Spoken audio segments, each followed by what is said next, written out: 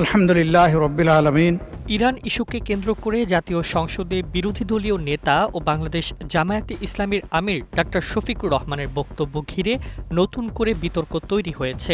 একই সঙ্গে এ বিষয়ে পররাষ্ট্র মন্ত্রণালয়ের ব্যাখ্যা এবং সামাজিক যোগাযোগ মাধ্যমে দেওয়া অবস্থান রাজনৈতিক অঙ্গনে উত্তাপ ছড়িয়েছে। গত ৩০ এপ্রিল জাতীয় সংসদে বিরোধী দলীয় নেতা প্রশ্ন তোলেন, বাংলাদেশের একটি বন্ধুরাষ্ট্র কেন বলেছে চরম কষ্টের সময়ে বাংলাদেশকে তারা পাশে পায়নি। তার এই বক্তব্যকে ঘিরেই শুরু হয়েছে আলোচনার ঝড়। এরপর বিষয়টি নিয়ে ব্যাখ্যা দেয় পররাষ্ট্র মন্ত্রণালয়।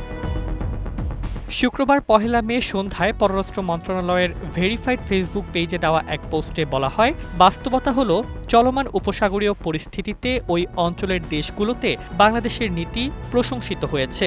মন্ত্রণালয় দাবি করে, বাংলাদেশ সবসময়ই ভারসাম্যমূলক ও গঠনমূলক পররাষ্ট্র নীতি অনুসরণ করছে।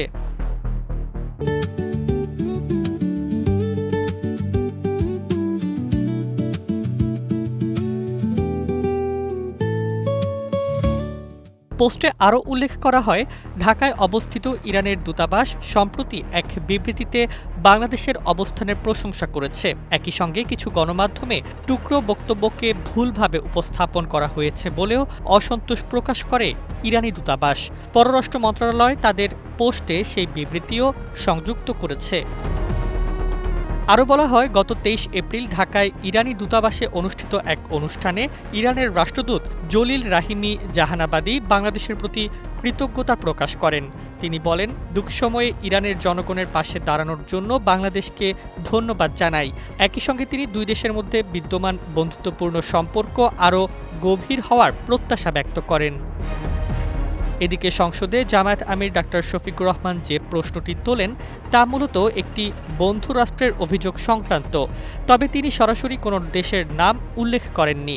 তার বক্তব্যের পরিপ্রেক্ষিতেই পররাষ্ট্র মন্ত্রণালয় ব্যাখ্যা দিয়ে জানায়, বাংলাদেশের অবস্থান আন্তর্জাতিকভাবে ইতিবাচক হিসেবে বিবেচিত হচ্ছে।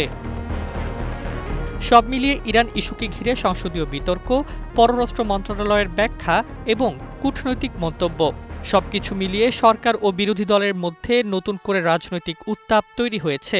বিশ্লেষকদের মতে এই বিতর্ক ভবিষ্যতে পররাষ্ট্রনীতির আলোচনায় আরও গুরুত্ব পেতে পারে। News desk, ২১ television.